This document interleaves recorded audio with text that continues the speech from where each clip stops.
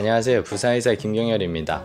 얼마 전에 제가 진통제에 대한 영상을 올려서 많은 분들이 봐주시고 좋아요도 눌러주셨는데 댓글에 진통제의 오용이나 남용을 걱정하시는 분들이 있어서 오늘은 진통제를 절대 복용하면 안 되는 경우에 대해서 이야기해 보겠습니다.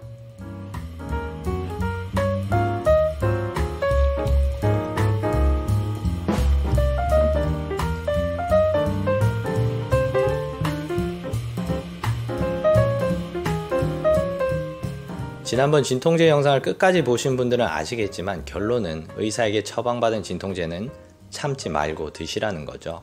물론 진통제에도 여러가지 부작용이 있기 때문에 약을 남용해서는 안 되겠지만 의사가 처방해준 진통소염제를 그냥 진통제일 뿐이고 진짜 치료제가 아니라고 생각하는 건 잘못된 거다. 왜냐하면 통증 자체가 우리 신경계에 영향을 미치는 질병이기 때문입니다.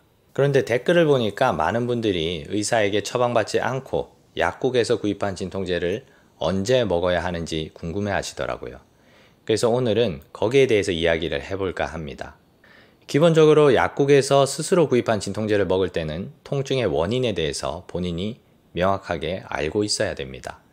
예를 들어 몇 년 전에 무릎 십자인대 파열이 있어서 수술을 했는데 무리하게 운동한 다음날 해당 무릎이 붓고 아프다면 약국에서 진통소염제를 사서 드시면 되겠죠. 그 밖에 발목이 삐었다거나 회전근개에 손상이 있거나 만성적인 허리 디스크가 있거나 주짓수나 유도를 한 다음에 손가락이 아프거나 이렇게 그 원인이 명확한 경우에는 약국에서 진통제를 사서 드시면 됩니다. 저 같은 경우도 10년 전부터 경추에 압박골절이 있다는 걸 자가진단해서 알고 있기 때문에 목이 아프거나 손이 저릴 경우에는 바로 진통제를 먹습니다. 통증 기억을 남기기 싫으니까.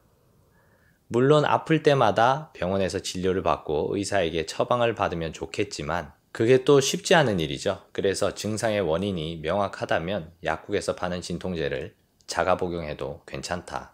그런데 의사의 처방전이 필요 없는 일반 의약품이라고 하더라도 장기간 복용하면 부작용이 생길 수 있기 때문에 주의해야 된다. 약국에서 살 수 있는 진통소염제의 효과와 부작용 그리고 복용 기간에 대해서는 제가 예전에 만들어 놓은 영상이 있으니까 여기를 참고해 보시고요. 그럼 이제 더 중요한 자가로 진통제를 드시면 안 되는 경우에 대해서 이야기해 보겠습니다. 첫 번째로 가장 위험한 건 흉통입니다. 즉 가슴에서 느껴지는 통증이죠.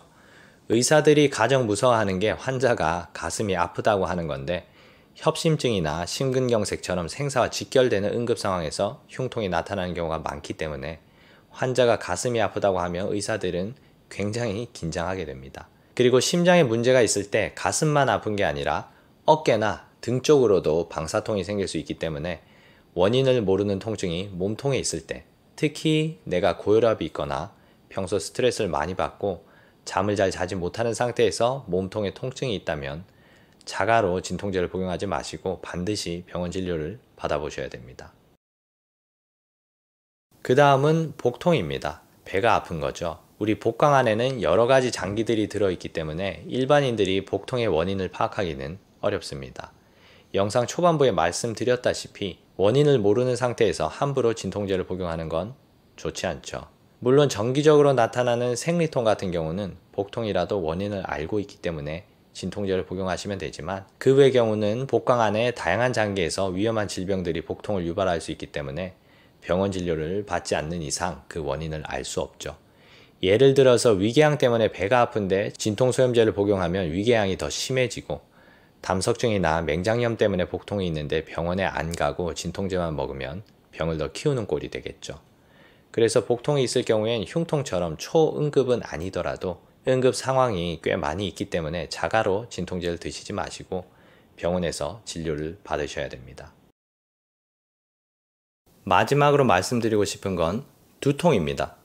두통도 그 원인이 엄청나게 다양하죠. 단순히 어깨나 목 근육이 뭉치는 정도의 사소한 원인 때문에 두통이 생길 수도 있고 뇌혈관의 이상, 예를 들어 뇌동맥류 같은 심각하고 위험한 질병 때문에 두통이 생길 수도 있죠.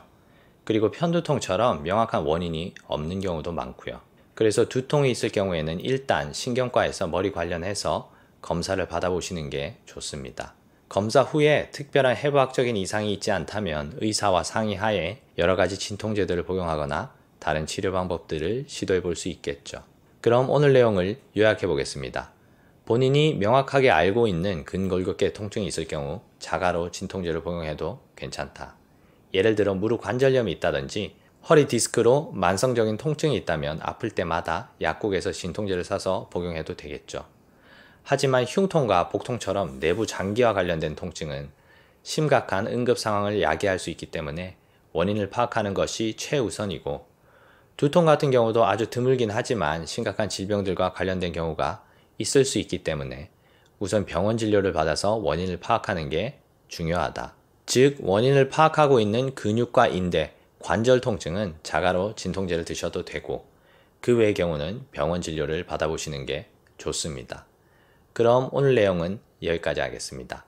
오늘 내용이 도움이 되셨다면 좋아요와 구독 부탁드리고요. 요즘 감사하게도 제 채널 구독자분들이 갑자기 많아지셨는데 그것 때문에 예기치 못한 부작용들이 좀 생기고 있어요. 얼마 전까지만 해도 제 채널 영상에 댓글이 달리면 제가 모두 읽어보고 거의 전부 답글을 남겼었는데, 요즘 영상 댓글이 너무 많아져서 일일이 답글을 남기기가 물리적으로 어려운 상태가 됐습니다.